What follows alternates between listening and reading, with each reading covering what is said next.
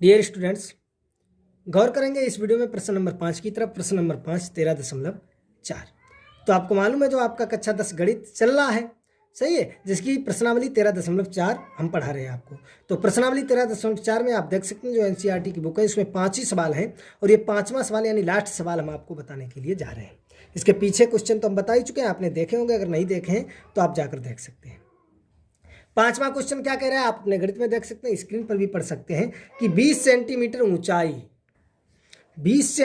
ऊंचाई और शीर्ष कोण 60 अंश वाले एक शंकु को इसकी ऊंचाई के बीचों बीच से होकर जाते हुए एक तल से 2 भागों में काटा जाता है, जबकि तल शंकु के आधार के समांतर है। यदि इस प्राप्त शंकु के छिन्नक को व्यास 1/16 सेंटीमीटर वाले एक तार के रूप में बदल दिया जाता है तो तार की लंबाई ज्ञात कीजिए। वेरी इंपॉर्टेंट क्वेश्चन है और वेरी सिंपल क्वेश्चन है, वेरी इंपॉर्टेंट क्वेश्चन है, सही है। तो चलिए क्वेश्चन को सॉल्व करते हैं। पहले चित्र बना लेते हैं और जो दिया गया है उसे हम लिख लेते हैं। तो यहाँ से चित्र की तरफ आप अच्छी तरह से देख सकते हैं, सही है। ये हमने एक शंकु बना लिया है जिसका कोण ये 60 अंश है, यहाँ पर दिखाता नहीं तो हमने अलग लिख दिया, वैसे आप यहीं पर लिख सकते हैं, सही है। और ये 20 से कर दिया तो ये 30 अंश का ये हो जाएगा और 30 अंश का ये हो जाएगा। ये ऊंचाई इसकी दी गई है 20 सेंटीमीटर, सही है। यहाँ से हमें क्या निकालना है, यहाँ से अभी तो देखो हमें शंकु की त्रिज्याएं भी नहीं मालूम है, सही ना, तो ऊपरी भाग की त्रिज्या मालूम है ना निचले भाग की त्रिज्या मालूम है। ये आपका देखो इतना छिन्नक बन जाएगा, ये यहाँ से काट दिया इसके बीच से, बिल्कुल इसके आधार के समांतर, सही है। तो छिन्नक की ऊंचाई तुम्हें मिल जाएगी, सही। जब बीचों बीच से काटा है, टोटल ऊंचाई है 20, तो ये 10 ये हो गई, 10 ऊपर, सही। तो छिन्नक की ऊंचाई तुम्हें मिल गई है 10, लेकिन छिन्नक की अभी हमें त्रिज्याएं नहीं मिली है। तो त्रिज्याएं हम यहाँ से निकाल सकते हैं, सही है। इसका नाम कर डाल दो, इसे हम डाल दिया A B C D E F G, सही है। तो देखो ऊपरी भाग की यदि हम त्रिज्या निकालेंगे तो लिखेंगे त्रिभुज ABG में, ABG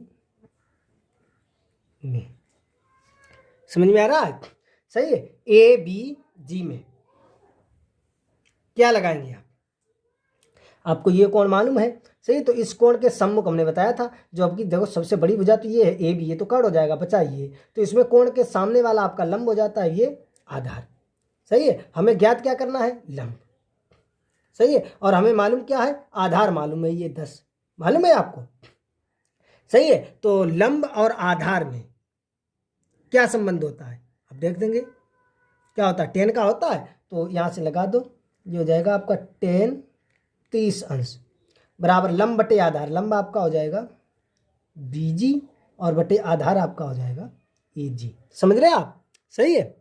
बड़ी भुजा तो कर्ण हो गई, फिर जिस कोण की बात की जाए, कोण के सम्मुख वाला आपका होता है लंब और जो ये बचता है वो आधार। तो tan 30 की वैल्यू आपको मालूम है 1/√3 VG तो हमें ज्ञात ही करना है, सही है, अपान AG आपका दिया गया है 10, क्योंकि टोटल 20 है तो 10 ऊपर, क्योंकि बीचों बीच से ये काटते हैं आधार के समांतर, तो ये 10 ऊपर और 10 नीचे, सही है। तो ये गुणा करेंगे तो हो जाएगा VG × √3 बराबर 10, या यहाँ से निकालें VG बराबर 10/√3, सही है। BG आपकी निकल के आ गई है 10/√3 और BG है क्या आप देख सकते हैं, शंकु के ऊपरी भाग की त्रिज्या, सॉरी छिन्नक के, ये आपका इतना छिन्नक बन गया है, तो छिन्नक के ऊपरी भाग की त्रिज्या निकल के आ गई है 10√3। इसी प्रकार हमें निकालनी है निचले भाग की त्रिज्या, तो हम फिर लगा देंगे पुनः त्रिभुज ACD में, सही है, ACD में, यहां से आप देख सकते हैं ACD में वही लगेगा tan 30 बराबर, सही है। अब देखिए क्या होता है, लंब बटे आधार आपका होता है, तो लाल बटे का, तो लंब बटे आधार हमने त्रिकोणमिति में आपको बताया था, तो लंब आपका हो जाएगा CD और बटे आधार आपका हो जाएगा AD। इसकी तो वैल्यू आपको मालूम है 1/√3, CD निकालना ही है, अपान AD आपको मालूम है टोटल ऊंचाई कितनी है 20, तो ये हो जाएगा CD × √3 बराबर 20, समझ रहे हैं आप अच्छी तरह से, सही है। तो यहाँ से यदि हम निकालना चाहें CD, तो ये आ जाएगा 20/√3। और ये CD आपका है क्या, आप देख सकते हैं CD आपका क्या है, छिन्नक के निचले भाग की त्रिज्या। सही है, समझ रहे हैं आप अच्छी तरह से, यहाँ तक समझ गए आप? सही है, हमने त्रिकोणमिति में आपको समझाया था सही से, यहाँ तक समझ गए। अब लिख देंगे जो ये दिया गया, हमने त्रिज्या ये निकाल ली है और ऊंचाई तो हमें मालूम है ये छिन्नक की 10 है। सही है, ऊपरी भाग की त्रिज्या 10/√3, निचले भाग की त्रिज्या 20/√3 और ऊंचाई आपकी हो गई है 10। आसानी से निकाल लेंगे। तो यहाँ से आप देख सकते हैं जो दिया निकाला है हमने वो लिख दिया। छिन्नक के ऊपरी भाग की त्रिज्या r1 बराबर इतनी निकाली है, छिन्नक के निचले भाग की त्रिज्या r2 बराबर, छिन्नक की ऊंचाई तो दी गई है, वहां से निकल आती है। सही है, तार की त्रिज्या ये आपके क्वेश्चन में दी गई है, व्यास दिया गया 1/16। सही है, त्रिज्या आधी होती है, 2 का भाग दिया 1/32 सेंटीमीटर। अब यहाँ से आप ये कन्फ्यूजन में होंगे कि आपने ये त्रिज्याएं निकाली क्यों, छिन्नक की त्रिज्याएं क्यों निकाली, इसका प्रयोग कहाँ पर होगा, कैसे होगा। तो इसके लिए हम आपको बता दें आपका क्वेश्चन क्या कह रहा है, क्वेश्चन को ध्यान से पढ़ें। आपका क्वेश्चन कह रहा है कि जो ये छिन्नक बनेगा, आपका क्वेश्चन कह रहा है कि एक शंकु है। सही है, क्वेश्चन को ध्यान से पढ़ें कि 20 सेंटीमीटर ऊंचाई और शीर्ष कोण 60 वाले एक शंकु को उसकी ऊंचाई के बीचों बीच से काट कर एक जो है आधार के समांतर बीचों बीच से काट दिया जाता है, तब आपका बन जाएगा छिन्नक। सही है, और आपका क्वेश्चन कह रहा है कि समांतर यदि इस प्राप्त छिन्नक, जो शंकु का ये छिन्नक प्राप्त होगा, इससे क्या बनाया जाता है, 1/16 सेंटीमीटर वाले एक तार के रूप में बदल दिया जाता है, जिसका व्यास, ये तार का व्यास दिया गया 1/16 सेंटीमीटर, त्रिज्या 1/32 आ जाएगी। हमने बताया था किसी आकृति को पिघलाकर, गलाकर या कैसे भी किसी आकृति से जब दूसरी आकृति बनाई जाती है तो दोनों के आयतन बराबर होते हैं, बताया था हमने आपको। इसीलिए हमें छिन्नक का आयतन निकालना होगा, क्योंकि छिन्नक से आपका क्वेश्चन कह रहा है जो ये शंकु को बीचों बीच से काटा जाता है आधार के समांतर, तो जिससे हमें ये जब काटते हैं हमें शंकु प्राप्त होता है, उस छिन्नक प्राप्त होता है, सॉरी, जब बीचों बीच से शंकु को काटते हैं आधार के समांतर हमें छिन्नक प्राप्त होता है। उस छिन्नक से एक तार बनाया जाता है, उस तार की त्रिज्या दी गई है, व्यास दिया गया, वहां से हमने त्रिज्या निकाल ली कि इतने सेंटीमीटर त्रिज्या का जो है एक तार बनाया जाता है। तो आपका क्वेश्चन कह रहा है तार की लंबाई ज्ञात कीजिए। सही है, तो हम आपको ये पहले ही बता चुके हैं, किसी आकृति से दूसरी आकृति जब बनाई जाती है तो दोनों के आयतन बराबर होते हैं। तो यहां से हमें छिन्नक का आयतन बराबर तार का आयतन, और जब हम छिन्नक का आयतन निकालेंगे तो आपको मालूम है सूत्र क्या होता है, 1/3 पाई h r1² plus r2² plus r1r2। सही है, इसलिए हमें r1r2 यानी दोनों त्रिज्याएं ये हमें निकालनी पड़ी, जो कि मैंने त्रिकोणमिति आपने पढ़ा होगा, उस हिसाब से ये हमने निकाली है त्रिज्याएं। समझ गए अब आप अच्छी तरह से, कोई समस्या तो होगी नहीं आपको। सही है, तो यहां से देखो ये तार की त्रिज्या निकाल ली, माना तार की लंबाई l है, और वैसे अगर आपको निकालना चाहे, हम आपको बता चुके तार है, तार की कुछ मोटाई दी जाए, कुछ त्रिज्या दी जाए, तो आपको ये जो तार बनेगा वो बेलन के आकार का बन जाएगा, इस टाइप का। सही है, ये आपका बन जाएगा, क्योंकि इसकी आपको ये त्रिज्या दी गई है। सही है, व्यास टोटल दिया गया है, और जो व्यास है वो तार की मोटाई है ना। सही है, ये मोटाई है, चौड़ाई ये है, तो ये व्यास दिया गया है टोटल। सही है, और इसकी ये लंबाई पूछी गई है, ये लंबाई कितना लंबा जो तार बनेगा। सही है, तो यहाँ से अगर हम इसका आयतन निकालना चाहें तो सूत्र ये भी लगा सकते हैं, पाई r² h जो बेलन का होता है। सही है, जहाँ पर r तो हमारा ये हमने r ही माना है, h को हमने ये l मान लिया, तो ये आपका हो जाएगा पाई r² l, या ना l ना मान कर h ही मान सकते हैं, क्योंकि h हम ऊपर ये मान चुके हैं तो इसे कैपिटल H मान सकते हैं। सही है, तो यहाँ पर बेलन का जो है जो तार आपका बनेगा वो बेलनाकार बनेगा, बेलन के आयतन का सूत्र लगेगा।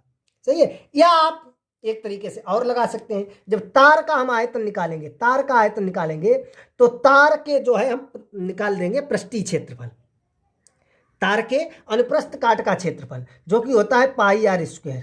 सही है, और इनटू तार की लंबाई, तो ये भी लग जाएगा पाई r² l। बात वही है पाई r² l, इसे भी हम कह सकते हैं पाई r² l, पाई r² h, और h को हमने जो मान लिया l, तो पाई r² l। सही है, बात वही है, जो आपका तार बनेगा हम आपको बता चुके हैं, तार में यदि उसकी चौड़ाई मोटाई कुछ दे दी जाती है तो वो जो तार आपका होगा वो हो जाएगा एक बेलन के आकार का। सही है, और जो ये तार है, तार की देखो ये चौड़ाई दी गई है, व्यास दिया गया है। सही है, तो वैसे आप ये ना लगाकर लगा सकते हैं। तो छिन्नक का आयतन क्या हो जाएगा, 1/3 पाई h r1² plus r2² plus r1 into r2, ये तो होता है।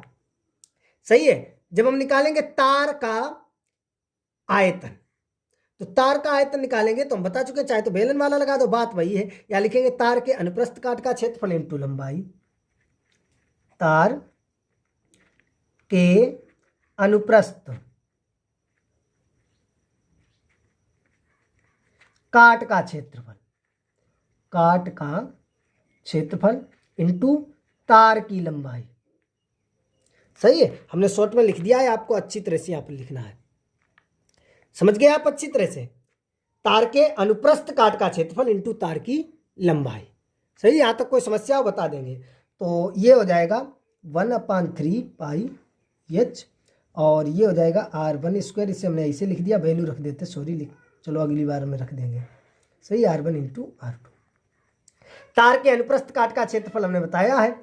सही, हो जाएगा पाई r² इंटू लंबाई आपकी l है, तो ये पाई से पाई कैंसिल हो गया। सही, सभी की वैल्यू रख दो। ये हो जाएगा 1/3 इंटू h, आप देख सकते हैं कितना है, 10। सही है, r1², देखिए हम थोड़ा डायरेक्ट यहाँ से करते हैं, r1² करेंगे। r1 आप देख सकते हैं कितना है, 10/√3। सही है, या चलो एक बार वैल्यू रख देते हैं, आपको समझ में आ जाएगा। 10/√3 का स्क्वायर प्लस ये है 20/√3 का स्क्वायर प्लस r1 है 10/√3 इंटू 20/√3। सही, और ये r², r आप देख सकते हैं 1/32, तो 1/32 का स्क्वायर इंटू l तो हमें ज्ञात ही करना है। सही है, यहाँ तक आप समझ गए? कोई समस्या हो बता देना। तो यहाँ से ये हो जाएगा 10 सेकंड 10/3। सही है, तो देखो 10 का वर्ग करेंगे 100, और √3 का वर्ग करेंगे तो किसी संख्या के ऊपर अगर रूट लगा उसका वर्ग करेंगे तो रूट हट जाएगा, प्लस 20 का करेंगे 400। सही है, तो इसका करेंगे 3, प्लस गुणा कर दो, ये 20.200 और बटे रूट तो हट जाएगा 3। समझ गए आप? ये हो जाएगा 1/32 का वर्ग, तो 1 का वर्ग तो 1 ही रहेगा, 32 का यानी 1000 कितना होता है, 32 नहीं, 2 दूनी 4, 1024, सॉरी। सही है, और इंटू ये, तो ये हो जाएगा 10/3। यहाँ सॉल्व करो, इस भिन्न को 3 एलसीएम लिया, समान हर की है, तो हो जाएगा 100 प्लस 400 और प्लस 200। सही, वैसे ऊपर उतर जाएंगे, और जो ये 1024 इंटू एल, समझ लेना अच्छी तरह से। सही है, बहुत सिंपल कैलकुलेशन है। 3 और इंटू ये 4 2 6 और 1 7, 100/3, और ये हो जाएगा 1/1024 इंटू एल। सही है, तो ये गुणा करेंगे, ऊपर हो जाएगा 7000, ये 3 3 9, और बराबर ये हो जाएगा 1024 इंटू एल। समझ रहे आप अच्छी तरह से? यहाँ से हमें यल का मान निकालना है, तो जो भाग में है वो गुणा में पहुँचेगा, जो गुणा में है वो भाग में। सही है, तो ये हो जाएगा 7000/9 अपान, सही है, गुणा में है, चाहे तो टोटल ले आओ इस प्रकार से। समझ गए आप अच्छी तरह से? सही है, देखो ये 7000/9 और ये गुणा में था 1/1024, ये टोटल हम भाग में ले आए। सही है, अब देखिए पास का पास दूर का दूर, तो ये हो जाएगा 7000 इंटू ऊपर हो जाएगा 1024 और अपान ये हो जाएगा 9 इंटू 1। समझ रहे आप अच्छी तरह से? सही है, तो यहाँ से गुणा कर दो, इसका 7 का गुणा कर दो। देखो 7 चक्कू 28 और 7 दूनी 14 और 2 16। सही है, और 7 एकन 7, 3 0 रख दो, बटे 9 एकन 9। समझ रहे हैं आप अच्छी तरह से? यहाँ तक 7 का गुणा कर दो, 7 चक्कू 28 के 8 हासिल 2, 7 दूनी 14 और 2 16, 0 है तो वो भी ताल लिया, 7 एकन 7। सही है, और जो ये आया है इसमें आप कर दो 9 का भाग, आप देख सकते हैं नीचे 9 एकन 9, तो यहाँ से आप 9 का भाग कर दो, बस आपका जो है आंसर आ जाएगा, आपका आंसर आ जाएगा यदि आप यहाँ से 9 का भाग कर देते हैं। तो आपको अच्छी तरह से समझ में आ गया होगा। अगर कहीं पर कोई डाउट है, समस्या है, तो जो है कमेंट बॉक्स में आप बता सकते हैं, यहाँ से आप अच्छी तरह से समझ लेंगे। सही है, तो आप समझ सकते हैं, ये इसमें भाग दिया तो आपका आ जाएगा, आप देख सकते हैं, इकाई, दहाई, सैकड़ा, हजार, 10,000, लाख, 7,96,444। सही है, लिख दिया 4 अंकों तक सेंटीमीटर, अगर 2 अंकों तक रखो तो सिर्फ 44 सेंटीमीटर। सही है, यहाँ अगर आप कट भी कर सकते हैं सिर्फ 2 अंकों तक। सही, ये आपका आंसर जो आएगा वो सेंटीमीटर में। मीटर में चेंज करने के लिए हमने 100 से भाग दे दिया, 7,96,444 मीटर। ये 2 अंक बाद दशमलव और लग जाएगा तो आपका आ जाएगा 7,964.44 मीटर। आई होप आपको अच्छी तरह से समझ में आ गया होगा। अगर कहीं पर कोई डाउट है, समस्या हो तो कमेंट बॉक्स में आप बता सकते हैं। चलिए इसी क्वेश्चन को आप पुनः एक बार देख लीजिए। सही है, समझ लें। ये क्वेश्चन के हिसाब से चित्र हमने बना लिया। सही, देख सकते हैं आपका क्वेश्चन कह रहा है बिल्कुल बीचों बीच से आधार के समांतर काट दिया तो काटेंगे तो ये आपका छिन्नक बन जाएगा। सही है, जो ये छिन्नक बनता है, छिन्नक की ऊंचाई तो हमें मालूम हो गई क्योंकि टोटल 20 थी, तो ये बीचों बीच से काटा, ये 10 है। सही, जो छिन्नक है इससे जो है एक तार बनाया जाता है, एक तार आपका बनाया जाता है, और उस तार की जो है ये इसका व्यास दिया गया है 1/16 है। सही है, ये व्यास इसका दिया गया है, ये आपका तार हो गया। ये इसे इस टाइप से बना सकते हैं। सही से अगर बनाना चाहें चित्र तो ये तार जो है आपका इस टाइप से बन जाएगा, बेलनाकार का। सही है, तो इसका व्यास दिया गया है और इसकी ये लंबाई पूछी गई है कि ये कितना लंबा है। तो आपको मालूम है किसी आकृति से कोई आकृति बनाई जाए उनके आयतन बराबर होते हैं, तो छिन्नक का आयतन और तार का आयतन बराबर होगा। छिन्नक के आयतन के लिए हमें त्रिज्याएं मालूम होनी चाहिए, ऊंचाई तो मालूम है। सही है, तो इसके लिए हमने देखिए यहाँ से ये ऊंचाई तो दी गई थी और ये हमने देखिए यहाँ से ये त्रिज्याएं निकाली। सही है, त्रिज्या निकालनी, त्रिज्या निकालने के बाद आप देख सकते हैं हमने लिख दिया है, जो ये निकाला है छिन्नक के ऊपरी भाग की त्रिज्या, निचले भाग की त्रिज्या, ऊंचाई। सही है, और आपको मालूम है कि तार से जो है उससे छिन्नक से तार बनाया जाता है, तो यहाँ से हमने ये लिख दिया है। लिखने के बाद ये सूत्र लगा दिया, वैल्यू रख दी और आसानी से सोल्व कर लिया। सही है, तार को यदि आप लिटाकर ऐसे बनाना चाहें तो ये आपका तार बन जाएगा। इस प्रकार से बहुत साफ और स्वच्छ चित्र बनाना है। सही है, और अगर आप इसे खड़ा बनाते हैं तो ये आपका तार हो जाएगा। सही है, लेकिन यहाँ से आपको ध्यान रखना है, सही, जो तार होगा वो आपकी एक बेलन के रूप का होगा, क्योंकि उसकी व्यास और त्रिज्या दी गई है, लंबाई यानी ऊंचाई हमसे पूछी गई ये है, तो इसे हम ऊंचाई ये पूछी गई है। सही, इस प्रकार से बनाया तो ये हमसे लंबाई पूछी गई है, बात तो वही है। तो चाहे तो आप तार का डायरेक्ट लगाएं या इस प्रकार से लगा सकते हैं कि तार के अनुप्रस्थ काट का क्षेत्रफल इंटू तार का क्षेत्रफल। सही है, तार की लंबाई, सॉरी, तो अनुप्रस्थ काट का क्षेत्रफल हो जाएगा πr² और लंबाई l, तो πr² l, तो बात तो वही है, πr² l। और यदि हम ये बेलन का सूत्र हमारे पास क्या होता है, πr² h, तो h को हमने क्या मान लिया, l मान लिया, तो आपका हो जाएगा πr² l। तो बात तो वही है, सूत्र बेलन का ही लगा है क्योंकि तार जो होगा वो आपका एक बेलनाकार होगा।